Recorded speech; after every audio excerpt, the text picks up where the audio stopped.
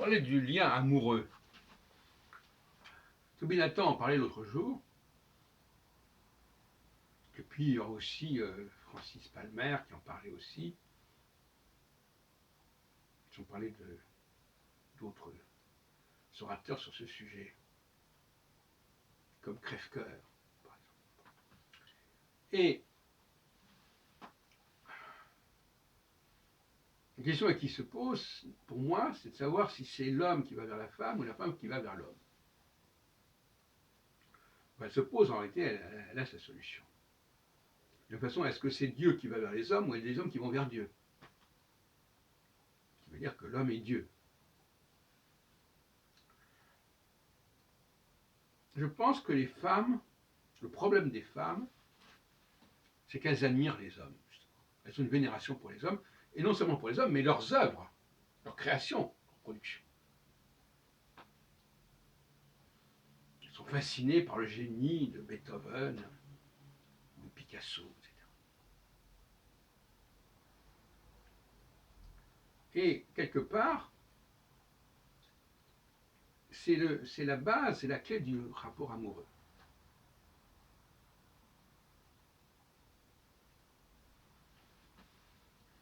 Je pensais qu'un homme qui n'était aimé que par une seule femme, ça posait un problème. Parce qu'il n'y a pas de raison. Si un homme plaît, il doit plaire à beaucoup de femmes. Et les femmes peuvent être attirées par des hommes qui plaisent à beaucoup de femmes. Je me souviens qu'en 1976, quand j'ai rencontré celle qui allait être ma femme par la suite, bien plus tard, elle m'avait dit une chose assez curieuse. Elle m'avait dit, on était en Israël à l'époque, en Jérusalem, elle m'avait dit, je suis content que tu m'aies choisi. Ça veut dire que tu m'aies choisi parmi toutes les femmes qui pouvaient éventuellement s'intéresser à toi, qui gravitaient autour de toi, en quelque sorte. Alors vous me direz que ça inverse ce que vous venez de dire tout à l'heure. Non. Ce sont les femmes qui choisissent l'homme, qui se focalisent sur un certain homme, et l'homme qui choisit parmi les femmes qui sont attirées par lui. Pas tout est pareil.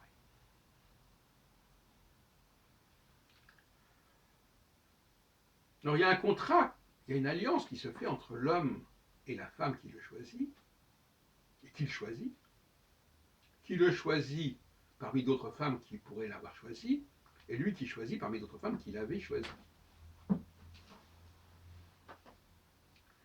Alors il arrive dans la vie d'hommes qui ont un certain succès auprès des femmes, d'être demandé par plusieurs femmes en même temps.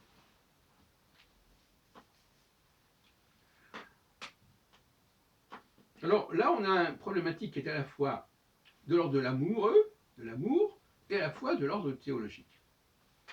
Et c'est pas par hasard que la Bible nous parle du Cantique des Cantiques, et que ce Cantique des Cantiques, on le met quand même au centre du service religieux du vendredi soir, qui commence par un grand hymne aussi sur le fiancé et la fiancée.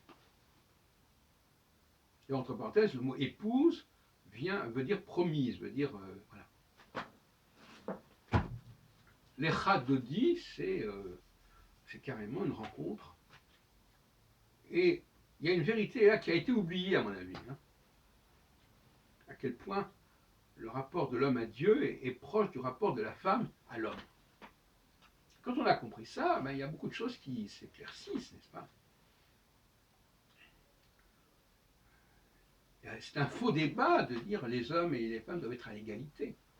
Parce que finalement, la femme a besoin d'être transportée vers l'homme, d'être fascinée, hypnotisée par l'homme, par sa supériorité. Et quand l'homme a perdu cette dimension, pour une raison ou pour une autre, eh bien, il y a un désamour qui s'ensuit. Et elle va aller vers d'autres horizons. De la même façon, si l'homme ressent chez la femme un désamour, ça ne va plus. Alors là, c'est un peu plus compliqué que ça. Parce que l'alliance, le contrat, le deal entre l'homme et la femme, c'est que la femme doit aider l'homme, comme dirait la Genèse. Ezer kenegdo. Elle doit apporter quelque chose à l'homme. Elle doit le seconder. Elle ne doit pas chômer.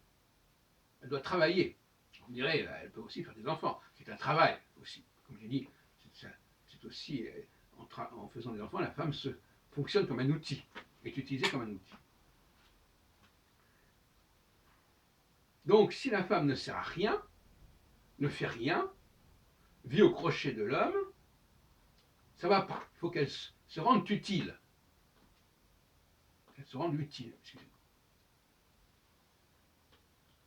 Voilà les conditions du contrat amoureux.